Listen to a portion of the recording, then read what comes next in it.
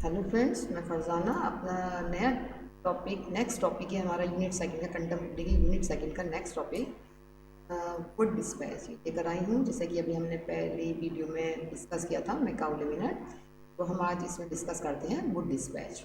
उस टाइम की बात की जाए तो 1833 में हमारा मैकाउले का हुआ, आज्ञा पत्र के 1813 में जारी किया गया था। तो अगर उस वक्त समय की बात की जाए तो उस समय जो था भारत पर 1813 में, 1833 में, 1854 में, जो हम किसकी अभी बात कर रहे हैं हम लोग, तो उस समय जो था भारत पर जो ब्रिटिश सरकार का नियंत्रण था, क्योंकि ईस्ट इंडिया कंपनी पर भारत ब्रिटिश सरकार का राइट था। तो ब्रिटिश सरकार ने ईस्ट इंडिया कंपनी से कहा कि ये जो कंपनी है, जो मैकाउले मिनट है, उसको मतलब शिक्षा जो प्रणाली चल रही है उसको चलते हुए 20 वर्ष हो चुके हैं।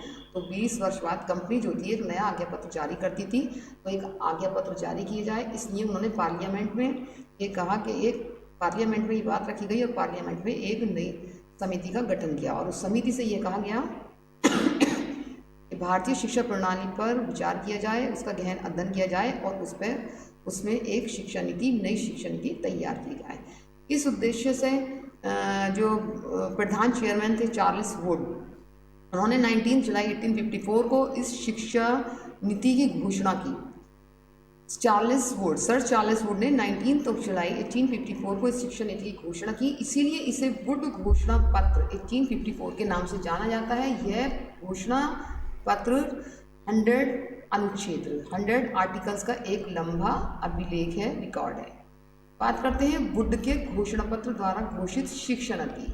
जो वुड के घोषणा पत्र में शिक्षा नीति लिखी गई, उसमें क्या था? ये था हमारा, सबसे पहले इसमें रखा गया, इस शिक्षा नीति में रखा गया शिक्षा का प्रशासन एवं वित्त। तो शिक्षा का प्रशासन यानी शिक्षा का एडमिनिस्ट्रेशन एवं फाइनेंस, जो हम वैदिक बौद्ध और मध्यकाल में पढ़ते आए, शिक्षा का जो उत्तरदायित्व था वो कंपनी पर था, सरकार पर था। एजुकेशन से रिलेटेड जितनी भी रिस्पॉन्सिबिलिटीज़ थी, जितनी भी ड्यूटीज़ थी, जितने भी राइट्स थे, वो शिक्षा के कंपनी यानी सरकार पर थे। जन शिक्षा विभाग की स्थापना, दूसरा उसमें यह था कि जन शिक्षा विभाग की स्थापना की जाए। जन शिक्षा विभाग जो था, इसमें बात रखी गई कि जो प्रशासन है, जो एडमिनिस्ट्रेशन है, तभी स्टेट वे में चल पाएगा जब तक उसमें जन शिक्षा विभाग की स्थापना नहीं की जाएगी। तो इन्होंने इस घोषणा नीति में, अपनी ये नीति में इन्होंने इस पॉइंट्स को रखा कि शिक्षा का जो उत्तरदायित्व है वो कंपनी सरकार पर होना चाहिए, जन शिक्षा विभाग की स्थापना होनी चाहिए, सहायता अनुदान प्रणाली यानी ग्रांट की जो फैसिलिटी है वो भी होनी चाहिए। ठीक है, इसके लिए इन्होंने शिक्षा का जो संगठन था, नेक्स्ट था शिक्षा का संगठन यानी स्ट्रक्चर। इस पर इन्होंने 2 घोषणाएं की गई। इस संगठन के लिए शिक्षा पर 2 घोषणाएं की गई। 2 घोषणाएं, सबसे पहला था शिक्षा का संगठन 4 स्तरों पर। शिक्षा को 4 लेवल्स पर डिवाइड किया। सबसे पहला प्राथमिक, मिडिल, हाई स्कूल, उच्च। ठीक है, ये आपकी समझ में आ ही रहा होगा, प्राथमिक, मिडिल, हाई स्कूल एंड उच्च। 8 first to 5th, 8, 10 and high. उसके बाद इन्होंने रखा क्रमबद्ध। एक था आपका शिक्षा का संगठन 4 स्तरों पर, प्राथमिक, मिडिल, हाई स्कूल, उच्च लेवल पर। दूसरा था एक सीक्वेंस में एक क्रमबद्ध विद्यालयों की स्थापना होना। किस तरीके से? प्राथमिक हो, फिर मिडिल हो, फिर हाई स्कूल हो, फिर कॉलेज हो, फिर विश्वविद्यालय। हाई स्कूल, 12 विश्वविद्यालय। ये इनका स्ट्रक्चर ये रहा। इसके बाद इन्होंने इस नीति में जो शिक्षा के उद्देश्य रखे गए वो भी रखे गए। सबसे पहले इस शिक्षा का उद्देश्य था भारतीयों का मानसिक विकास तथा उनका बौद्धिक स्तर ऊंचा कराना। शिक्षा ऐसी प्रोवाइड करना जिसमें भारतीयों का मानसिक विकास हो सकता है और उनकी बौद्धिक स्तर ऊंचा उठ सके। ठीक है। दूसरी बात रखी गई, दूसरा उद्देश्य था पाश्चात्य विज्ञान से परिचित कराकर उनकी भौतिक उन्नति कराना। पाश्चात्य विज्ञान यानी साइंस यानी वेस्टर्न इंग्लिश, यानी जो साइंस था उससे इंट्रोड्यूस कराया जाए, उसकी शिक्षा दी जाए, उसमें उनको परफेक्ट किया जाए। जब वो एजुकेटेड होंगे, उसमें अच्छे वेल एजुकेटेड होंगे, तो उनके जो उनकी भौतिक उन्नति है, जो मेटेरियलिस्टिक जो होती है वो प्रोग्रेस होगी, जो हमारी वर्ल्डली लाइफ से रिलेटेड होती है। जैसे कि अभी हम बात की जाए तो जैसे साइंस ने इतना अचीवमेंट किया है, इतने एडवेंचर्स हैं कि आज हम लोगों को कपड़े धोने के लिए वॉशिंग मशीन है, एसी है, कूल एयर के लिए एसी है एक्स्ट्रा। तो ये सब हमारा इसमें था, पाश्चात्य विज्ञान से परिचित रखा, यानी ये हमारी जो लाइफ है, ये भौतिक जो हमारा जीवन है, ये हमारा भौतिक जीवन है और इसकी उन्नति करना इनका उद्देश्य था इस शिक्षा का। इस शिक्षा का मुख्य उद्देश्य था कि नैतिक व चारित्रिक विकास भी किया जाए, यानी बच्चे को ऐसी शिक्षा दी जाए जिसमें उसका नैतिक व चारित्रिक विकास हो सके। राज्य सेवा के लिए सुयोग्य कर्मचारी तैयार करना, यानी जो एम्प्लॉयज़ हैं उनके लिए जो बेस्ट एम्प्लॉयज़ रेडी करना राज्य की सेवा यानी जॉब के लिए। जैसे जो स्टेट है उनको उनकी सर्विस के लिए, जैसे आज भी हमारे यहाँ सरकारी डिपार्टमेंट है, बिजली का है, यानी सिंचाई का है, बिजली का है, ये सारे जो ऐसे डिपार्टमेंट हैं जो हमारे सरकारी डिपार्टमेंट हैं, ये ये लोग सेवा ही तो करते हैं। बैंक के जो कर्मचारी हैं वो पब्लिक की सेवा करते हैं। तो राज्य सेवा के लिए सुयोग्य कर्मचारी तैयार करना इस शिक्षा का मेन उद्देश्य है। इसीलिए इन्होंने शिक्षा की जो पाठ्यचर्या की शिक्षा का जो सिलेबस तैयार किया वो इस लेवल पर तैयार किया। इसमें कहा गया कि शिक्षा की जो पाठ्यचर्या है उसके लिए प्राच्य भाषा एवं साहित्य में पाठ्यचर्या को उचित स्थान देने की घोषणा की गई। प्राच्य यानी प्राचीन भाषा और साहित्य आपको बताया गया, मैकाउले मिनट में इन सबको हटा दिया गया था, लेकिन वुड डिस्पैच में ये बात रखी गई कि शिक्षा के सिलेबस में इसको इंक्लूड किया जाए। जो हमारा प्राचीन भाषा है, जो हमारा साहित्य है, उसको सिलेबस में एक उचित स्थान देने की घोषणा की गई। सेकेंड है भौतिक उन्नति के लिए पाश्चात्य विज्ञान की शिक्षा पर विशेष बल देने की घोषणा। लाइफ स्टाइल के लिए, अच्छी लाइफ के लिए तो भौतिक उन्नति, मेटलिस्टिक प्रोग्रेस जो मैंने आपको बताया था, जो हम लाइफ में जीते हैं, उसकी उन्नति के लिए पाश्चात्य विज्ञान यानी इंग्लिश यानी साइंस, पाश्चात्य वेस्टर्न, इस साइंस की शिक्षा पर विशेष बल देने की घोषणा की गई। नेक्स्ट था मिशन स्कूलों को धार्मिक शिक्षा की छूट दे दी गई। उसमें बात रखी गई थी मैकाउले मिनट में कि किसी भी विद्यालय में, आपको याद होगा शायद उस वीडियो में देखिएगा कि किसी भी विद्यालय में धर्म से रिलेटेड कोई शिक्षा नहीं दी जाएगी। लेकिन इस वुड डिस्पैच में ये घोषणा की गई कि मिशन स्कूलों को, यानी कैथोलिक जो ये सिस्टर एंड नन्स वाले स्कूल्स होते हैं, तो मिशन स्कूलों को, चर्च वाले मिशन स्कूलों को इस धार्मिक शिक्षा की छूट दी गई। सभी सरकारी स्कूलों में छूट क्या दी गई कि जितने भी सभी सरकारी स्कूल हैं उनकी लाइब्रेरी में बाइबल रखना अनिवार्य किया गया। यानी कोई और धर्म की कोई पवित्र ग्रंथ नहीं, सिर्फ मिशन स्कूलों को ही ये परमिशन दी गई थी कि वो अपने धर्म को का प्रचार कर सके। और किस तरीके से जितने भी जो गवर्नमेंट स्कूल्स हैं, सरकारी स्कूल हैं, उन सबकी लाइब्रेरी में बाइबल रखना कंपलसरी किया गया। अब बात करते हैं इसकी टीचिंग मेथड्स। टीचिंग मेथड्स में शिक्षण जो था, प्राथमिक शिक्षा का जो माध्यम था वो देशी यानी भारतीय व अंग्रेजी स्वीकार हुआ। देशी व अंग्रेजी यानी भारतीय, तो इसमें भारतीय व अंग्रेजी स्वीकार हुआ और उच्च शिक्षा का माध्यम अंग्रेजी किया गया। जो हायर एजुकेशन है वो सिर्फ इंग्लिश में की गई। टीचर्स के लिए क्या बात रखी गई? जीवन स्तर ऊंचा उठाने के लिए शिक्षकों का वेतन बढ़ाने की मांग की जाए। शिक्षार्थी जो स्टूडेंट्स हैं उनके लिए किसी भी विद्यालय में छात्रों के लिए गरीब छात्र होते हैं, छात्रवृत्ति का प्रावधान किया गया, उनको प्रोविज़न किया जाए, उनके लिए स्कॉलरशिप की व्यवस्था की जाए। ठीक है, बात करते हैं शिक्षण संस्थाएं। तो जो इसके लिए शिक्षण संस्थाएं, इंस्टीट्यूट जो रखे गए, कौन कौन से रखे गए? विभिन्न स्तर के शिक्षण संस्थाओं की स्थापना की जाए। डिफरेंट लेवल पर जितने भी टीचिंग इंस्टीट्यूट हैं उनकी अलग अलग उनको एस्टेब्लिश किया जाए। व्यावसायिक विद्यालयों की स्थापना की जाए एंड विश्वविद्यालयों की स्थापना की जाए। ये भी आप समझते हैं, ये जो है ट्रेनिंग इंस्टीट्यूट और ये शिक्षण टीचिंग इंस्टीट्यूट, जहाँ पर जो है बच्चों को ऐसी मतलब डिफरेंट टाइप के हर लेवल पर, हमारा ग्रेजुएशन होता है, पीजी, 12th है, 10th है, इस लेवल पर हर शिक्षण संस्थाओं की स्थापना हो। व्यावसायिक विद्यालयों की, जहाँ पर रिलेटेड टू प्रोफेशन इससे की शिक्षा मतलब दी जाए।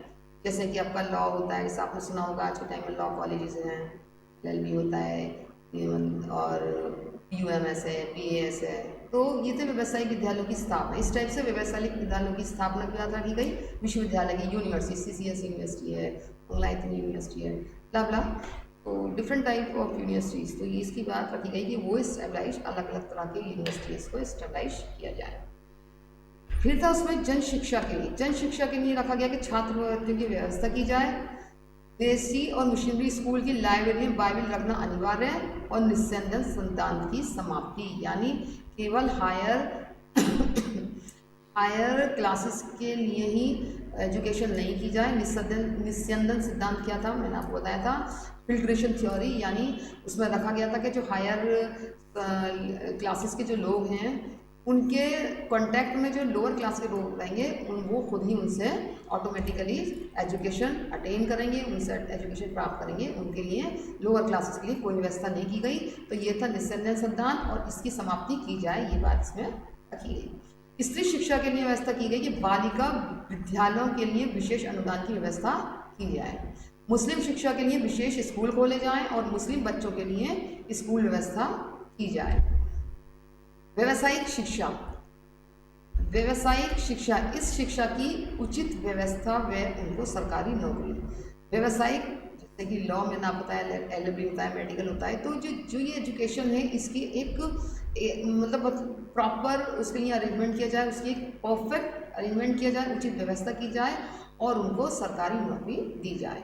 धार्मिक शिक्षा, धार्मिक शिक्षा में देशी, सरकारी व सभी मिशनरी स्कूलों की, ये आपको बताया ऊपर भी, जितने भी, ये सिर्फ मिशनरीज के लिए इसको कंपल्सरी किया गया। देशी, सरकारी व सभी मिशनरी स्कूलों की लाइब्रेरी में बाइबल रखना अनिवार्य किया जाए। ठीक है। शिक्षक की शिक्षा, अब जो बच्चों को, जो टीचर्स थे वो जो बच्चों को पढ़ा रहे थे उनकी शिक्षा के बारे में क्या बात की गई है, उनकी क्वालिफिकेशन क्या होनी चाहिए, जो टीचर्स उस टाइम पढ़ाएंगे। तो टीचर्स की शिक्षा के लिए बात की गई कि ये चीज़ें कब निकल आएंगी, इनको परफेक्ट एजुकेशन कब बनाया जाएगा, एक अच्छी नई शिक्षा नीति, नई शिक्षा प्रणाली की व्यवस्था कैसे हो पाएगी। इंग्लैंड की तरह शिक्षक प्रशिक्षण की व्यवस्था की जाए, जैसे इंग्लैंड में किया जाता है कि टीचर्स के लिए एक स्पेशल ट्रेनिंग है, उसी तरीके से यहाँ पर भी भारत में भी उसकी व्यवस्था की जाए। यह प्रशिक्षण सामान्य शिक्षकों, विधि शिक्षकों और चिकित्सा शिक्षकों के लिए अलग अलग होगा। सभी टाइप्स के जो टीचर्स हैं उनके लिए अलग अलग किया जाएगी ट्रेनिंग। नेक्स्ट है प्रशिक्षण काल में छात्रवृत्तियां देने की व्यवस्था, और जो उनका ट्रेनिंग टाइम है उसमें उनको स्कॉलरशिप का भी अरेंजमेंट किया जाए। अब बात करते हैं गुण घोषणा पत्र के प्रीक्यूसाइड्स, मतलब मेरिट्स की, गुणों की। तो शिक्षा का उत्तरदायित्व, इसकी क्वालिटी रही कि शिक्षा की रेस्पॉन्सिबिलिटी, जो जिम्मेदारी थी वो सरकार को दी गई, सरकार पर रखी जाए, ये बात इसमें की गई। दूसरा अच्छा पॉइंट इसमें ये था, एक जो मेन क्वालिटी थी इसकी, कि शिक्षा विभाग के एक स्पेशल डिपार्टमेंट एस्टेब्लिश करना, एजुकेशन, इसमें सिर्फ एजुकेशन से रिलेटेड ही बात की जाएगी, तो शिक्षा विभाग की स्थापना की जाए, ये बात इसमें रखी गई। नेक्स्ट था सहायता अनुदान प्रणाली का शुभारंभ। जब ये इसमें ये सुझाव, ये सिफारिशें रखी गई, तो इसमें ये भी अच्छा था कि उनको ग्रांट दी जाए, तो यहाँ से ग्रांट का स्टार्टिंग भी यहीं से वुड डिस्पैच से स्टार्ट किया गया है, ये बात इसमें रखी गई। छात्रवृत्तियों की व्यवस्था, ये भी इसका मुख्य गुण था। पाश्चात्य ज्ञान और विज्ञान पर बल, ये भी कहीं ना कहीं इसमें भारतीयों के लिए भी एक अच्छा था कि पाश्चात्य, क्योंकि निस्संदेह सिद्धांत की समाप्ति की बात रखी गई, तो इसके लिए बेस्ट ये भी था कि पाश्चात्य ज्ञान विज्ञान पर बल दिया जाए।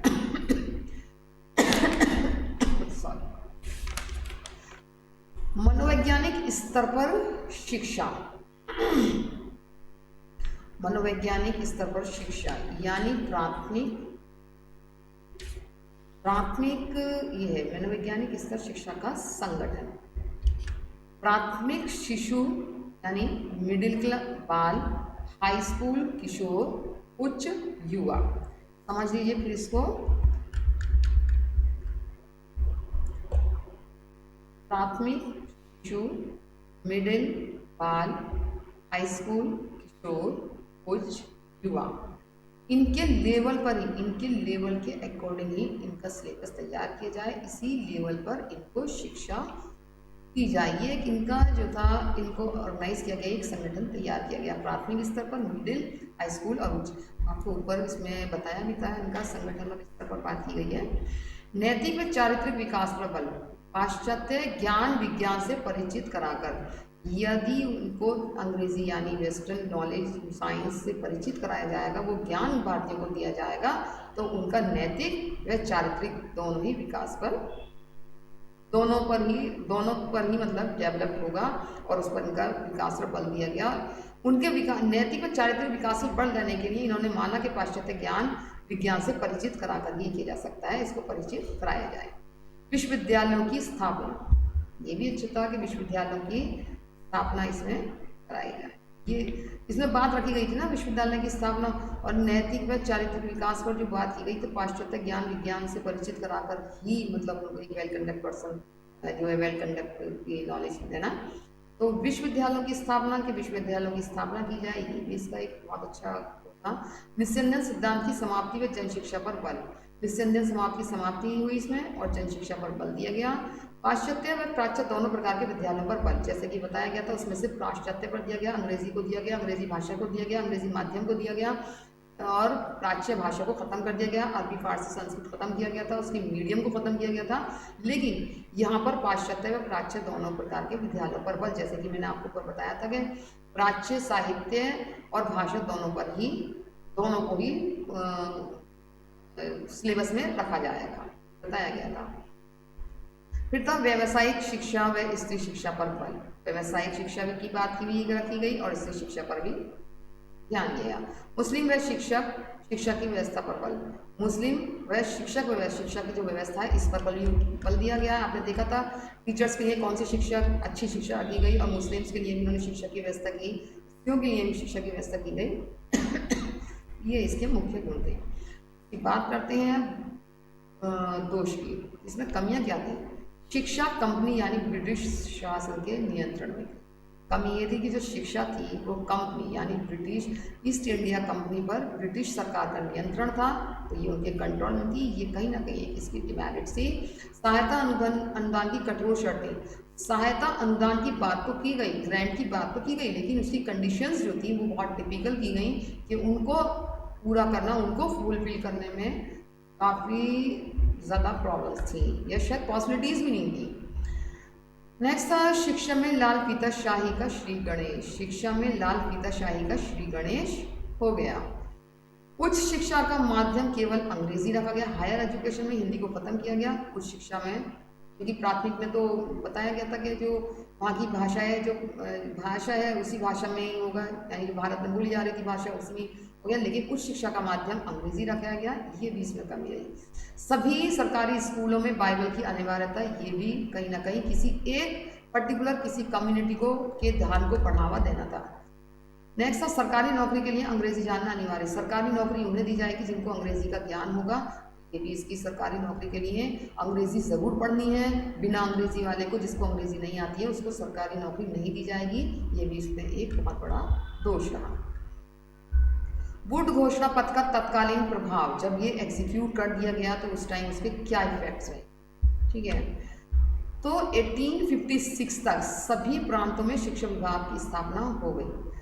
उसमें बात रखी गई थी कि शिक्षा विभाग की स्थापना की जाए, तो 1856 तक सभी प्रांतों में शिक्षा विभागों की स्थापना हो गई।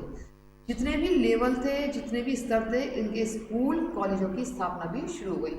मिडिल की हुई, हाई स्कूल, मिडिल, प्राथमिक, उच्च, तो इनकी स्टार्टिंग हो गई। सभी प्रांतों में सहायता अनुदान प्रणाली का शुभारंभ हो गया, ग्रांट की और स्कॉलरशिप की स्टार्टिंग की गई। 1857 में कोलकाता एंड मुंबई में विश्वविद्यालय की स्थापना हो गई। ये पहला ऐसा सरकारी दस्तावेज है जिसमें सरकार की शिक्षा नीति और योजना की रूपरेखा प्रस्तुत हुई। वुड के शब्द में यह घोषणा पत्र भारतीय शिक्षा का अभिलेख है। यह घोषणा पत्र भारतीय शिक्षा का अभिलेख है, एक रिकॉर्ड है। बसु ने कहा उनके अनुसार यह घोषणा पत्र भारतीय शिक्षा का अभिलेख है। भारत में आधुनिक शिक्षा की नींव इसी ने धरी थी। जो मॉडर्न जो शिक्षा थी, तो मॉडर्न शिक्षा की शुरुआत हुई, जो स्टार्टिंग हुई, वो कहीं ना कहीं इसी इसी मतलब वो डिस्पैच से ही स्टार्ट की गई थी। और भारतीय दृष्टि से अगर देखा जाए, भारतीयों की नज़र से अगर इसको देखा जाए तो इसमें गुण खासियत तो इसमें ज़्यादा है और कमियां कम है। इसमें मतलब गुण ज़्यादा हैं, ये अच्छा ज़्यादा रहा और इसमें कमियां कम रही। इसकी सबसे बड़ी देन रही कि शिक्षा की व्यवस्था करना राज्य का उत्तरदायित्व है। इसमें सबसे बड़ी जो ये कुछ अच्छा रहा वो इसकी वजह ये रही कि शिक्षा की जो अरेंजमेंट था उसका जो रिस्पॉन्सिबिलिटी थी वो स्टेट की थी, राज्य की थी। ये कहीं ना कहीं ये एक सबसे बड़ी देन रही जिसकी शिक्षा की व्यवस्था करना राज्य का उत्तरदायित्व। ठीक है, अब बात करते हैं जेम्स के अनुसार। बसु ने तो कहा, लेकिन जेम्स ने इसके लिए क्या कहा? तो भारतीय शिक्षा का महाधिकार पत्र वुड डिस्पैच को चैस्टर ऑफ इंडियन एजुकेशन कहा गया। भारतीय शिक्षा का महाधिकार, जिसमें सबसे ज़्यादा अधिकार थे भारतीय शिक्षा के लिए, तो ये भारतीय शिक्षा का महाधिकार पत्र यानी Magna Chester of Indian education और कहा गया इसको। अतः ये कहा गया है कि यह आधुनिक भारतीय शिक्षा प्रणाली की नींव का पत्थर है। यह बहुत ही महत्वपूर्ण दस्तावेज रहा।